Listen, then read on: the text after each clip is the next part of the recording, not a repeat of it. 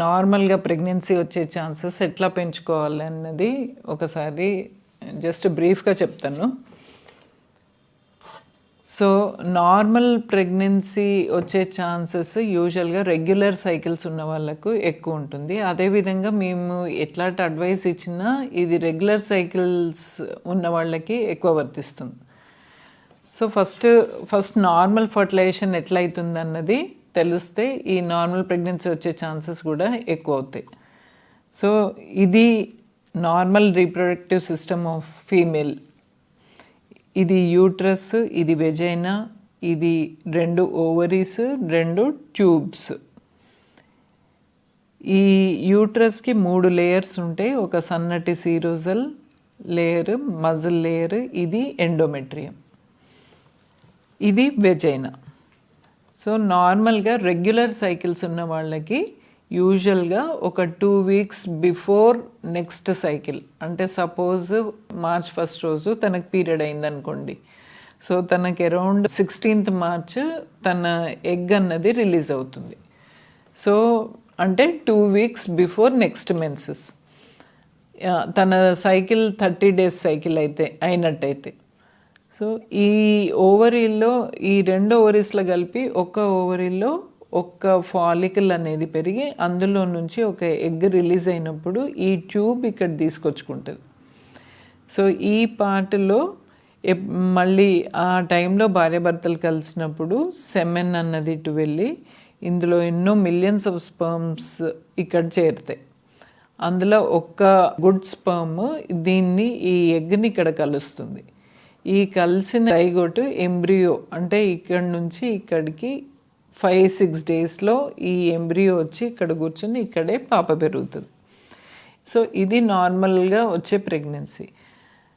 అయితే ఇందులో యూజువల్గా అరౌండ్ ఓవులేషన్, అంటే మనం ఇప్పుడు చెప్పుకున్నట్టు అరౌండ్ 16th day ఓవులేషన్, అంటే ఎగ్జాక్ట్ 16th day కాకపోవచ్చు కదా, అందుకనే ఒక 2 days before plus 2 days after అట్లా కలుపుకుంటే somewhere between 13th to 18 days మధ్యలో భార్యాభర్తలు అట్లీస్ట్ ఆల్టర్నేట్ డేస్ కలిసి ఉన్నా కానీ pregnancy chances ఎక్కువైతాయి.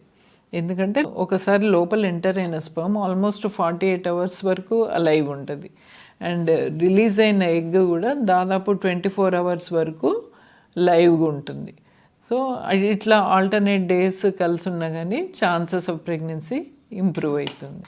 At least once in a month ఒక పేషెంట్ వస్తుంది, మేడం నేను ఎంటీపీ ట్యాబ్లెట్స్ వేసుకున్నా అని డైరెక్ట్ స్కాన్ కోసం వస్తుంది, అంతా పోయిందా లేదా చూడండి అని. కానీ అది అస్సలు చేయకూడని పని. అది నువ్వు ఎక్కడ గైనకాలజిస్ట్కి చూపించుకోలేదు, స్కాన్ చేయించుకోలేదు, జస్ట్ మెడికల్ షాప్కి వెళ్ళి అతన్ని అడిగి మిఫిప్రిస్టోన్, మిసోప్రోస్టాల్ అనే ట్యాబ్లెట్స్ ఉంటాయి, అతను చెప్పినందుకు అవి తీసుకొని వేసుకోవడం చాలా డేంజరస్.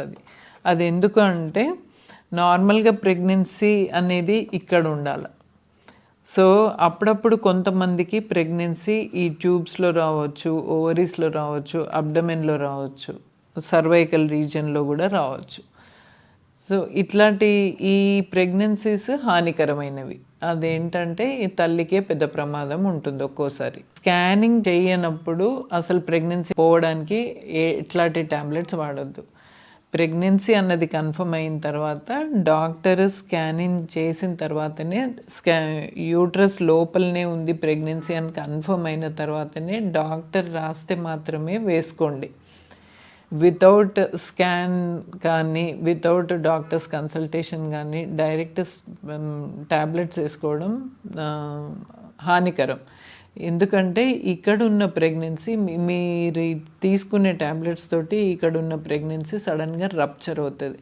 రప్చర్ అయినట్టయితే ఒక్కోసారి లోపలనే బ్లీడింగ్ కంటిన్యూస్ పోతుంటుంది, సడన్గా షాక్లో తీసుకొస్తారు పేషెంట్. మా ఇన్నేళ్ల ఎక్స్పీరియన్స్లో 2 times మేము రప్చర్డ్ ఎక్టోపిక్ ఈ ట్యాబ్లెట్స్ తోటి రప్చర్ అయింది చూసినాము. చాలా ఒక పేషెంట్ అయితే ఆల్మోస్ట్ డెత్ వరకు పోయిన పేషెంట్ రికవర్ అయింది. సో ఫైనల్ మెసేజ్ ఈజ్ ఒకవేళ మీరు ప్రెగ్నెన్సీ అని డిటెక్ట్ అయింది మీకు వద్దు అంటే డాక్టర్ కన్సల్టేషన్ ప్లస్ స్కాన్లో యూట్రస్ లోపల ఉంది అని కన్ఫర్మ్ అయితే మాత్రమే మీరు తీసుకోవాలి tablets, otherwise no. Thank you.